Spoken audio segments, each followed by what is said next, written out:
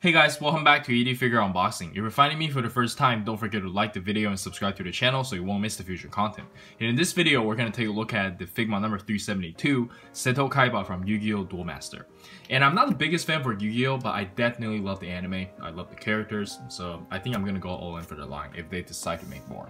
But anyways, here's the left of the box, here is the right of the box, and here is the back of the box. And that's not wasting any more time, and bust this thing open and see what we got. And here we have the figure still in the inner packaging, and this figure is a lot taller than expected, which is really cool. And yeah, let's check out the figure itself. Alright, so here we have the figure itself, and I know I say this all the time, but in terms of paintwork and sculpt, Max Factory is pretty much perfect. And that's just take a closer look at the figure. And even if you do have issues, you can always shoot them an email. They're very good with their customer service when it comes to that. And yeah, I love all this attention to detail. He looks really good. And yeah, let's jump straight into the articulation. And for the articulation, let's quickly go over it from the neck down. He can't really look up because of the hair, and he can look down about this much, and you can turn his head no problem. And the shoulder is on a Figma joint, but I like the way they designed the shoulder piece. It's just kind of like attached here, so you can kind of move it like that. He can raise his arm up about this much, and you do have shoulder swivel over there, and a little bit of bicep swivel with the Figma joint, and you can curl about this much, and you do get the ball wrist. And for the ab crunch, the movement comes from the lower body over here, like the hip area. Not too much, so he can bend forward about this much, bend backwards about this much. And also there's a soft piece over here. You have to line that up when you're moving this too much. Wait. Get that in there. There you go. And for the leg, you can kick up about this high, bend about this much. Thigh swivels, side-to-side pivot, toe hinge, and the coat is on two Figma joint, just like some of the other figures. And yeah, I believe that's it for the articulation, and let's jump straight into the accessories. And for the accessories, we can start with the default face. And personally, I would much prefer a more serious expression, but this is okay too. And he does have 3 pairs of eyes, one looking front and the other 2 looking left and right. And we do get a shouting face, and let's try them on. And here is him looking to the left. And this is to the right. And next up we get a shouting face. Shouting face looking to the left. And shouting face looking to the right. And for the interchangeable hands, first off we get a pair of display open hands. And next up we get a pair of Figma holding hands.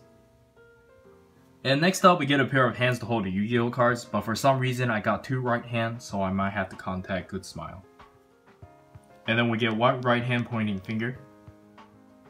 And lastly we get 1 right hand to hold the card like this, which is really cool. And next up we get his suitcase. It's very nicely painted and sculpted, but for the cards you will have to cut the backdrop, which I don't think I'm gonna do. But yeah, looks really good. And of course we get a dual disc, which is very nicely painted and sculpted, and you will have to swap out a whole arm. And lastly we get a shouting face for Yugi, which we should have gotten in the first place, but better late than never, right? Looks really good. And yeah, I believe that's it for the accessories, and let's check out some action poses.